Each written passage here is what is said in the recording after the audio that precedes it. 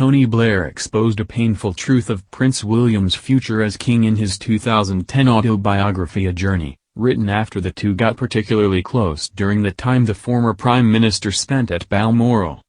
Tony Blair's relationship with the royal family while he was at number 10 was not an easy one.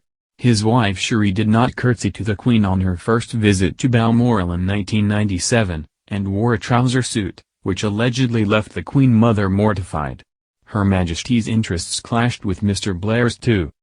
For this reason, the traditional annual visit by the Prime Minister to Balmoral reportedly became something of an ordeal for the Labour leader, and the lengths of their stays were kept to a minimum. It was during one of these visits though, that Prince William became incredibly close to Mr. Blair, developing a confidant relationship. In his 2010 autobiography A Journey, Mr. Blair published all the private conversation he had held with the future king and exposed a painful truth of his future as king.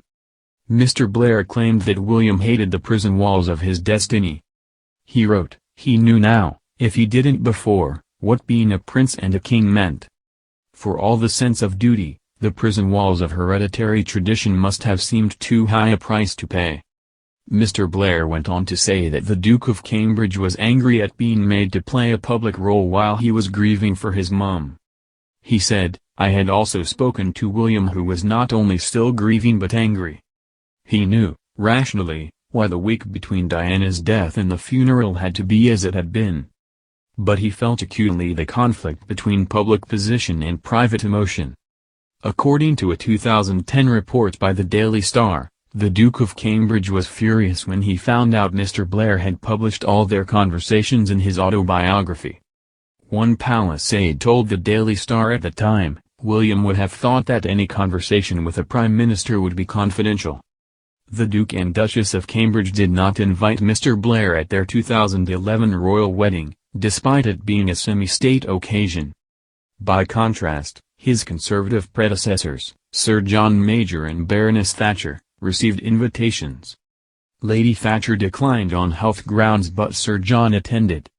A spokesman for St. James's Palace said Mr. Blair had not received an invitation because he was not a Knight of the Garter, unlike Sir John and Lady Thatcher. However, Labour MPs said it was surprising and odd that Mr. Blair had been snubbed on what was a great British occasion. The Prince confided in the Labour frontman when the two met at the Queen's Scottish summer retreat, Balmoral, a year after Princess Diana's death.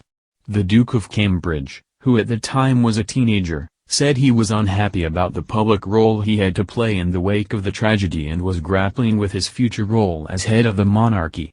After Mr. Blair published details of their chat in his 2010 autobiography, A Journey, a palace aide slammed the blatant lack of confidentiality afforded to the grieving prince by the former Labour Party leader.